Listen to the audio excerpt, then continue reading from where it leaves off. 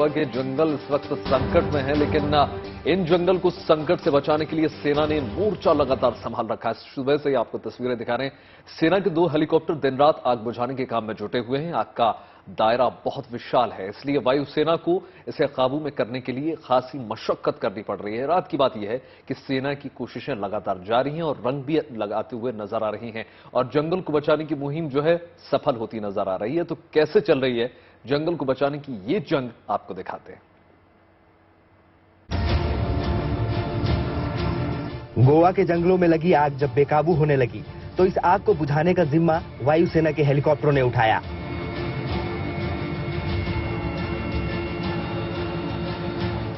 Mahadev wild life sanctuary में पिछले 12 दिनों से आग लगी हुई है, जिसे बुझाने की कवायद लगातार जारी है। तमाम कोशिशों के बावजूद ये आग बार बार धधक उठ रही है। धीरे धीरे इस आग ने जंगल के एक बड़े हिस्से को अपनी चपेट में ले लिया। वन विभाग के कर्मचारी लगातार इस आग पर काबू पाने की कवायद में जुटे हैं। रात में फिर से एक बार आग पकड़ी तो फिर हम लोग गांव वाले एक 50-60 लोग जाके फिर एक बार कंट्रोल किया। उसके बाद आज सुबह थोड़ी सी आग लगी थी। उसके बाद फिर हम लोगों ने फॉरेस्ट डिपार्टमेंट, हमारे फॉरेस्ट मिनिस्टर सबको फोन करके बोल के, उसके बाद अभी हेलीकॉप्टर भी आया है। उसके से अभी कंट्रोल में पूरी आग है। सोमवार को जब आग पर काबू पाना मुश्किल हो गया तो इस काम में वायुसेना के 2 Mi-17 हेलीकॉप्टर लगाए गए। दोनों हेलीकॉप्टरों ने 7 घंटे से ज्यादा उड़ान भरी और आग से प्रभावित जंगलों में करीब 48,000 लीटर पानी का छिड़काव किया। इन हेलीकॉप्टरों की कोशिश से जंगल के कई हिस्सों में आग पर काबू पा लिया गया। पूरी तरह से कंट्रोल में है, ऐसा आग का कोई बता नहीं सकते हैं। इसके लिए फॉरेस्ट ऑफिशियल और गांव के लोग भी हर एक जगह जगह पे खड़े हैं, देख रहे हैं कहीं का ज्यादा होने जाए, इसके लिए पूरा कंट्रोल रखे हुए हैं। गोवा के जंगलों में लगी आग पर सरकार लगातार नजर बनाए हुए है और आग को काबू करने की हर मुमकिन कोशिश की जा रही है। जंगल के एक बड़े हिस्से में आग बुझा भी लिया गया है। उम्मीद की जा रही है कि जल्द ही गोवा के जंगलों में लगी इस आग पर पूरी तरह काबू पा लिया जाएगा। Bureau report, good news today. सेना के इस महामिशन के बाद बात आस्था और भक्ति की कर लेते हैं। देखिए, काशी विश्वनाथ मंदिर में स्पर्श दर्शन में शुल्क की आशंका अब पूरी तरीके से दूर हो गई है। प्रशासन और मंदिर ने मामले में अपनी तरफ से सफाई देने की कोशिश की है, जिसमें कहा गया है कि फिलहाल ऐसी कोई भी फीस श्रद्धालुओं के लिए नहीं लगाई जा रही है। अब तक इसे लेकर भक्त काफी दुविधा में थे। तो क्या है मंदिर प्रशासन का पक्ष, चलिए आपको विस्तार से बताते हैं।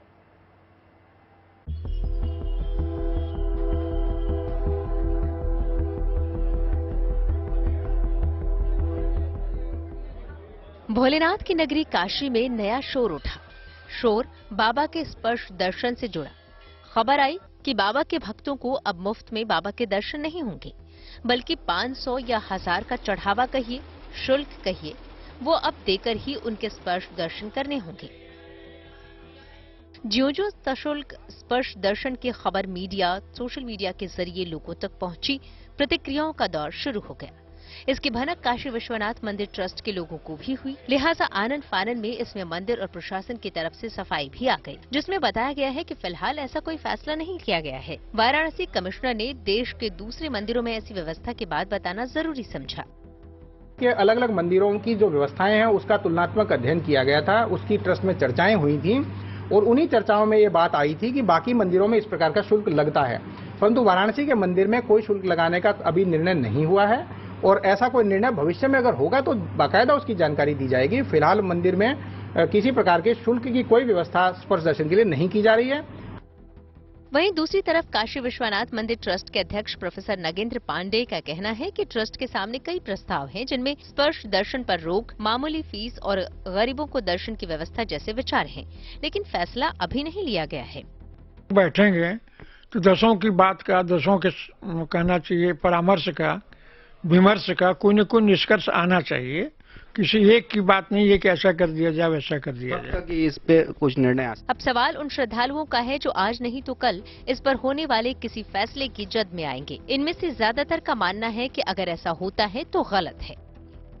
मुझे लग रहा है थोड़ा ठीक है, क्योंकि अगर हम पैसे देंगे तो हमें इजीली दर्शन मिल जाएगा। पैसे नहीं देते हैं तो भीड़ हो जाती है, फिर दर्शन भी नहीं मिलता है, टाइम वेस्ट होता है। तो अगर पैसे देने से दर्शन हो जाता है तो कुछ ठीक है। गलत है, अगर ऐसा नियम आ रहा है तो ये गलत है। बाबा का दर्शन में पैसा लगे, लोग स्वेच्छा से अगर कोई दान करता है तो उसमें कहीं कोई दिक्कत नहीं है। नहीं, ये पूरे तौर पे अनुचित है। अब बाबा के श्रद्धालुओं को जो है पैसे के हिसाब से अगर दर्शन मिलेगा तो ये कहीं से भी जो है उचित नहीं होगा। हाँ, सनातनी धर्म का जो है इसमें जो है शुरू अनादिकाल से चला आ रहा है, हम लोग स्पर्श करते रहे हैं और आज हमको जो अगर बाबा का स्पर्श करना है, दर्शन करना है तो अगर हम पैसा देके करेंगे तो वो भावना आहत होगी हम लोग की। बहरहाल फैसला टल गया है या खबर लीक होने की वजह से हड़बड़ी में सफाई दी जा रही है, इसे छोड़ दें तो जो भी हुआ है वो भक्तों के हित में है। जाहिर है इससे उनका उत्साह दूना होगा। वाराणसी से Roshan Kumar Jaiswal, good news today. बात खेती किसानी के रेवोल्यूशनरी प्रोडक्ट की हम कर लेते हैं, जिसे उत्तर प्रदेश में नंदी रथ का नाम दिया गया है। ये रथ ना बिजली से चलता है और ना ही चलाने में डीजल का खर्च आता है। दरअसल उत्तर प्रदेश में एक पूर्व पुलिस अधिकारी ने काफी रिसर्च के बाद इस तकनीक को इजाद किया है। क्या है ये नंदी रथ और क्यों इसे बनाने वाले इसे खेती किसानी के लिए गेम चेंजर मान रहे हैं, आप भी देखिए रिपोर्ट।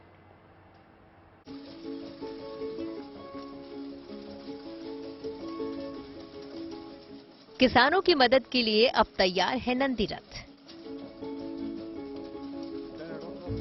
अब बिना बिजली और डीजल के खेतों की होगी सिंचाई। किसानों के लिए मुसीबत बने गोवंश अब उनके ही काम आएंगे।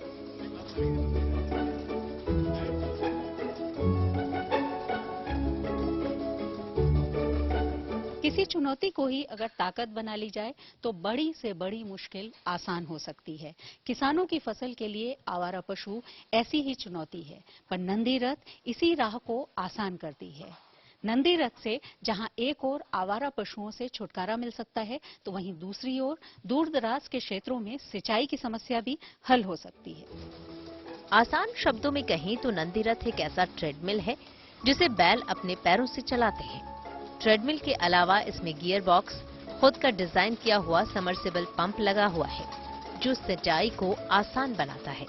ये 35 से 600 फीट नीचे तक से पानी निकाल सकता है। ग्रेविटी का उपयोग हम कर रहे हैं। बेसिकली बैल का वेट है, वो वेट की वजह से इंक्लाइंड है तो पीछे फिसल रहा है और चारा खाने के लिए आगे बढ़ रहा है, तो उसके माध्यम से हमको 30 आरपीएम नंदी रथ पर मिल रहा है। गियर बॉक्स हमारा है जो पेटेंट किया हुआ है, वो 1200 से 1500 आरपीएम दे देता है और उससे पानी हमारा अच्छा खासा निकल रहा है। इस नंदी रथ को बनाने वाले शैलेंद्र सिंह के मुताबिक इसकी लागत वैसे तो करीब 1.5 लाख रुपए है, लेकिन सरकार अगर किसानों को इसके लिए सब्सिडी दे तो ये 50,000 रुपए में ही उपलब्ध हो सकता है। हालांकि अभी ये ट्रायल मोड में है, लेकिन जब ये किसानों के लिए बाजार में आएगा तो अपने रंग रूप में काफी बदलाव लेकर आएगा, ताकि किसानों के लिए इसे खेत तक ले जाना आसान हो सके। ट्रेडमिल के कॉन्सेप्ट पर यह नंदी रथ धीरे धीरे हम लोगों ने डेवलप किया और जो आपके सामने है, आने वाले समय में इसका भी इम्प्रोवाइज्ड वर्जन हम लोग का आ जाएगा, बहुत हल्का, जो पब्लिक को जारी करेंगे। वो केवल मात्र 2.5 क्विंटल का होगा, जबकि शुरू में हम लोगों ने बनाया था वो नंदी रथ जो वायरल हुआ था 10 क्विंटल का था।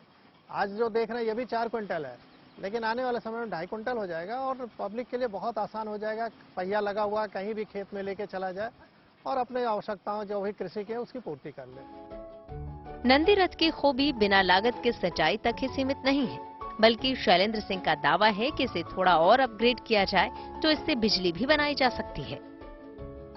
इस नंदी रथ के पीछे सोच बस इतनी सी कि निराश्रित गोवंश किसानों के लिए मुसीबत न बनकर वरदान बने।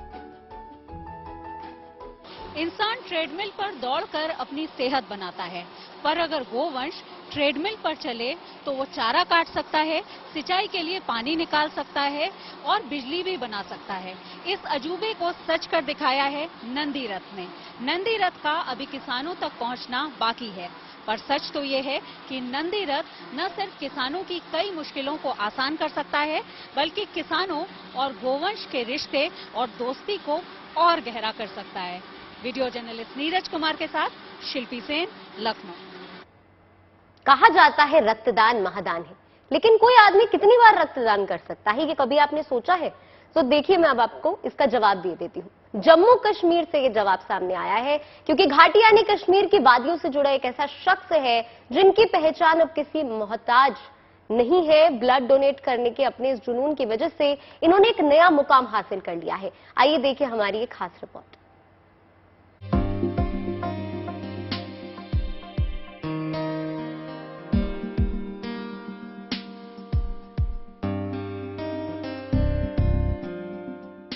श्रीनगर के शब्बीर के चेहरे पर आई ये सफेदी उस सुकून से आई है जिसमें उनका लहू उन लोगों की रगों में बहता है जो सांसें थामने की शर्त बन गया।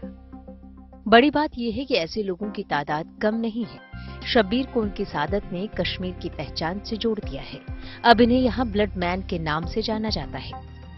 घाटी में खून खराबे, गोलीबारी और जख्मी लोगों को देखने वाले शब्बीर अब उससे आगे की जिंदगी देखने के आदी हो चुके हैं। वो जिंदगी जहां गम की सिमटती रोशनी नहीं बल्कि खुशियों और मुस्कुराहट का उजाला हो। शब्बीर को ब्लड डोनेशन का जुनून इस कदर है कि वो अब तक 124 बार ब्लड डोनेट कर चुके हैं। उनके इस लगाव को समझना मुश्किल भी नहीं, लेकिन ये सच है कि यह सफर 4 दशक पुराना है।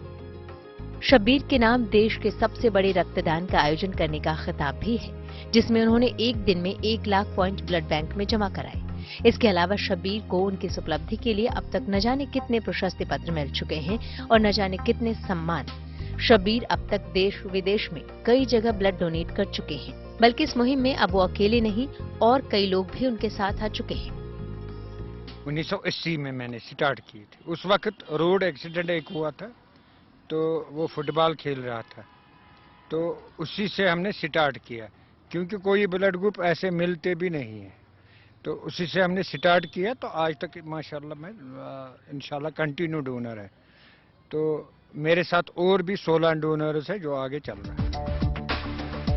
शब्बीर ये सब तब कर रहे हैं जब आज के दौर में कोई किसी की मदद करने से पहले 100 बार सोचता है।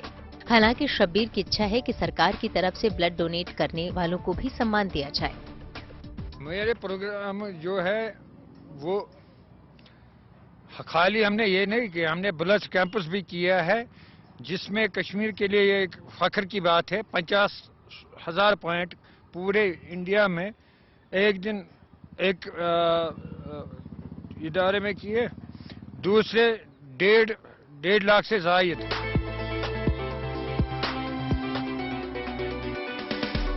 बहरहाल शब्बीर का जज्बा उन्हें अभी रोकता नहीं, बल्कि हर दिन नई एनर्जी और उत्साह से भर देता है। फिर क्या, शब्बीर निकल पड़ते हैं घर से कश्मीर की पहचान के साथ किसी के चेहरे पर मुस्कुराहट लाने। श्रीनगर से अशरफ वाणी, गुड न्यूज टुडे। कश्मीर घाटी में फूलों की बहार आई हुई है और हर साल की तरह इस बार भी ट्यूलिप के फूलों का ये बगीचा 19 मार्च से आम लोगों के लिए खुलने जा रहा है। ट्यूलिप गार्डन में तैयारियों को अंतिम रूप दिया जा रहा है ताकि सैलानी जो है फूलों की इस बहार का जमकर लुत्फ उठा सके।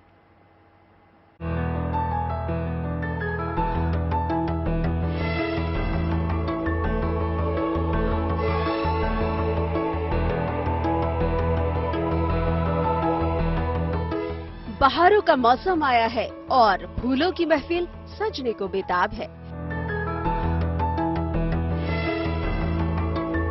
कश्मीर की गोद में बसा फूलों का ये बाग एक बार फिर से लोगों के स्वागत के लिए पूरी तरह तैयार है। सूरज की तपिश भले ही बढ़ रही हो, लेकिन ट्यूलिप के लिए तो ये मौसम बहारों का है। ये एशिया का सबसे बड़ा ट्यूलिप गार्डन है जो पर्यटकों की पहली पसंद है। हर साल की तरह इस बार भी ट्यूलिप के फूलों का ये बागीचा 19 मार्च से आम लोगों के लिए खुलने जा रहा है, लेकिन उससे पहले ट्यूलिप गार्डन में तैयारियां मुकम्मल की जा रही हैं। हमारा यहाँ पे more than 15 lakh tulip bulbs होगी। उसके साथ साथ यहाँ पे अदर स्प्रिंग ब्लूमिंग बल्ब्स जो होती हैं, हाइसिंथ्स है, डेफोडिल्स, साइक्लामिन्स, रैनकुलस, वो सारे फ्लावरिंग में होंगी। और जो स्प्रिंग ब्लूमिंग बुश और ट्रीज आपको भी पता है, जैसे कि मैग्नोलियाज, फॉरेस्टियाज, ये सारी ब्लूम में होंगी। और अबाउट 68 वैरायटीज ट्यूलिप्स की होंगी, उसमें 4 वैरायटीज जो हमें नहीं लगी। यानी 19 मार्च से वादी में फूलों की ऐसी महक बिखरेगी कि हर कोई मदहोश न हो जाए। हरी पत्तियों के बीच मुस्कुराते ये लाल ट्यूलिप प्रकृति की सुंदरता में 4 चांद लगाते हैं। डल झील का किनारा, जबरदस्त पहाड़ों की तलहटी और उसमें बना ये शानदार ट्यूलिप गार्डन एशिया का सबसे बड़ा ट्यूलिप गार्डन है। 50 से ज्यादा किस्म के 20 लाख ट्यूलिप इस गार्डन में ऐसे मुस्कुराते हैं कि जैसे तमाम कायनात की सुगंध इसमें बसी हो। गुड़ाई जोरों शोरों से चल रही है ताकि आने वाले जब ये टूलिप गार्डन चालू हो जाएगा तो लोग बड़ी खुशी से यहाँ से निकल के जाए। इस साल और भी ज्यादा हमने वैरायटीज लगाई है और उम्मीद करते हैं कि इस साल पिछले साल से ज्यादा अच्छा हो, खूबसूरत हो। अलग अलग रंगों में ताजगी से भरे ये फूल न सिर्फ आंखों को सुकून देते हैं बल्कि आपसे बहुत कुछ कहते भी हैं। यही वजह है कि 2 पल सुकून के बिताने के लिए इन फूलों की खूबसूरती और ताजगी को अपने भीतर उतारने के लिए लोग दूर दूर से यहाँ चले आते हैं। Bureau report, good news today. Yogi सरकार 22 मार्च से शुरू होने वाले चैत्र नवरात्रि पर शक्तिपीठों और मंदिरों में विशेष आयोजन करेगी। पूरे प्रदेश के सभी मंदिरों में अखंड रामायण और दुर्गा सप्तशती का पाठ किया जाएगा। इसके साथ ही सांस्कृतिक कार्यक्रम का भी आयोजन किया जाएगा। इसके लिए सभी जिलों के जिला अधिकारी और मंडलों के कमिश्नर को निर्देश जारी किए गए हैं। यूपी सरकार इस तरह के आयोजन के लिए सभी जिलों को 1-1 लाख रुपए भी उपलब्ध करा रही है। जिला, तहसील और ब्लॉक स्तर पर ये आयोजन होंगे। खास तौर पर इन आयोजनों में महिलाओं की सहभागिता कराई जाएगी। जिले के अधिकारियों को 21 मार्च तक सभी तैयारी पूरी करने के निर्देश दिए गए हैं। 3 तस्वीरें इस वक्त आप अपनी टीवी स्क्रीन पर देख सकते हैं। योगी सरकार का ये बड़ा फैसला है जिसकी 3 तस्वीरें हम आपको दिखा रहे हैं। तमाम आयोजन यहाँ पर होंगे। तैयारियां जोरों शोरों पर है। डेडलाइन भी इसकी दी गई है ताकि सभी तैयारियां निश्चित समय तक पूरी की जा सके। एक ऑस्कर ने कैसे तमिलनाडु के थेपाकडू एलिफेंट की रंगत बदल दी है, अब चलिए इसकी तस्वीरें भी आपको दिखा देते हैं। द एलिफेंट विस्परर्स के ऑस्कर जीतने के बाद रघु नाम का हाथी चर्चा में है। फिल्म की कहानी एक दंपति और एक हाथी के इर्द गिर्द घूमती है। फिल्म में हाथी के किरदार का नाम रघु है। अवार्ड जीतने के बाद लोग तमिलनाडु के थेपाकडू एलिफेंट कैंप में हाथी रघु को देखने के लिए लगातार पहुंच रहे हैं। देश ही नहीं विदेश से भी लोग रघु से मिलने आ रहे हैं। लोग ऑस्कर जीतने वाले हाथियों से मिलकर खुद को खुशकिस्मत महसूस कर रहे थे।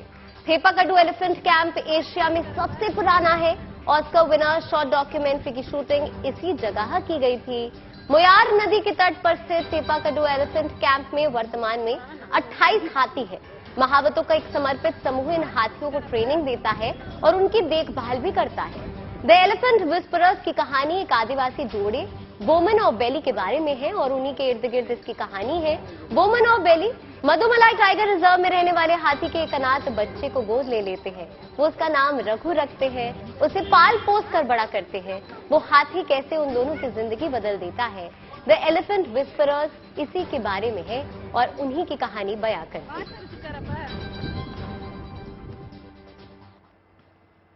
तो देखिए, जानवर और इंसान की मोहब्बत की कहानी केवल ऑस्कर में ही नहीं छाई बल्कि थाईलैंड भी लोग अपने हाथियों की मोहब्बत की गिरफ्त में है। एक दिन पहले वहां धूमधाम से एलिफेंट डे मनाया गया। इस मौके पर थाईलैंड में हाथियों के लिए अनोखी दावत का आयोजन किया गया। हाथियों के लिए रखी गई इस दावत में उनकी पसंद की सब्जियां और फलों को खास अंदाज में सजाकर रखा गया, जिसका हाथियों ने जमकर लुत्फ उठाया।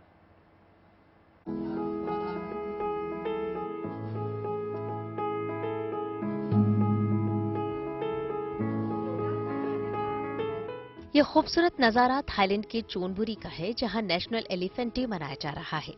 हाथियों के सम्मान में आयोजित इस दावत में इंतजाम भी खास है। हाथियों के साथ सज्जा हो या फिर कार्यक्रम की तैयारी, सब कुछ इतना सलीकेदार कि आप हैरानी से देखते रह जाएं। बेहद साफ सुथरे इस पार्क में जगह जगह हाथियों के खाने पीने के लिए फल और सब्जियां करीने से सजा कर रखी गई हैं, जैसे हमारे आपके लिए पार्टियों में टेबल पर सजे होते हैं। और फिर बजता है ये घंटा, मतलब पार्टी शुरू। हाथी अपने मनपसंद खाने की तरफ बढ़ जाते हैं। इस दौरान कुछ परंपराएं भी निभाई जा रही हैं, जैसे कुछ हाथियों को कतार में खड़ा किया गया है जो एक एक कर बौद्ध भिक्षुओं के बर्तनों में भोजन डालते नजर आ रहे हैं।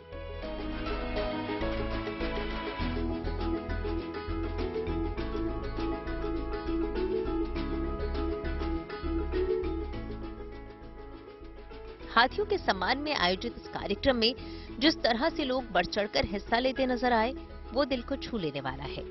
थाईलैंड के लोगों का मानना है कि हाथी उनके देश के पहचान और शान है, उनके जीवन और रोजगार का अहम हिस्सा है, क्योंकि वहाँ लोग हाथियों का इस्तेमाल ट्रांसपोर्ट और कई तरह के श्रमिक कार्यों में करते हैं। लेकिन अब उनका अस्तित्व ही खतरे में है, लिहाजा देश की विरासत के तौर पर यहाँ हाथियों को सम्मानित किया जाता है।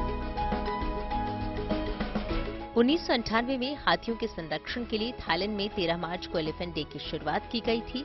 तब से थाईलैंड के कई हिस्सों में ये फेस्टिवल हर साल इसी दिन सेलिब्रेट किया जाता है और इस फेस्टिवल को देखने के लिए देश विदेश से बड़ी संख्या में सैलानी थाईलैंड के सुरिन और चोनबुरी पहुंचते हैं। Bureau report, good news today. चलिए अब आपको अनूठी परंपरा के दर्शन कराते हैं। ये परंपरा महाराष्ट्र के पुणे के केंदूर में निभाई जाती है। यहाँ पर कनिफनाथ महाराज के यात्रा उत्सव के मौके पर बैलगाड़ी दौड़ प्रतियोगिता होती है, जिसमें शामिल लोगों में भारी उत्साह नजर आता है। इस बार भी वही जोश इस उत्सव में नजर आया। बड़ी संख्या में लोग बैलगाड़ी दौड़ प्रतियोगिता को देखने के लिए यहाँ पर पहुंचे।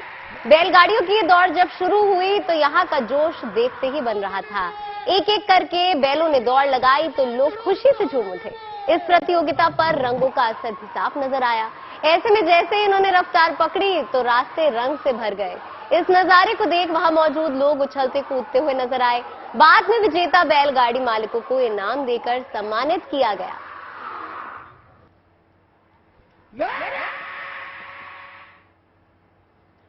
तो बात मौसम के मिजाज की कर लेते हैं, जो उत्तराखंड ने अपने तेवर दिखाना शुरू कर चुका है। पिथौरागढ़ जिले के मुनस्यारी में कई जगह ओले गिरे, जिसके बाद मुनस्यारी की सड़कें बर्फ की तरह सफेद हो गईं। मुनस्यारी में आसमान से बड़े बड़े ओले गिरने से इलाके के लोग भी हैरान हो गए हैं। ये ओले इतने बड़े थे कि हर कोई इन्हें देख हैरान हो गया। इलाके के लोग इस नजारे को कैमरे में कैद करते हुए नजर आए। वहीं ओले गिरने के बाद दुकानदार अपनी दुकानों के बाहर से बेलचों और फावड़ों से ओलों को हटाते हुए भी नजर आए। वहीं मौसम में हुए बदलाव से मुनस्यारी समेत पूरे जिले में फिर ठंड बढ़ गई है, यानी मौसम ने यू टर्न यहां पर ले लिया है।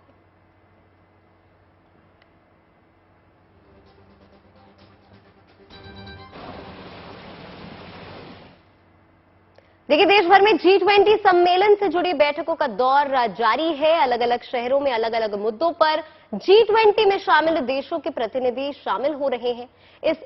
इन प्रतिनिधियों को शेरपा कहा जाता है। गुजरात के वडोदरा में कुछ छात्रों ने रंगोली बनाकर G20 समिट का शानदार स्वागत किया।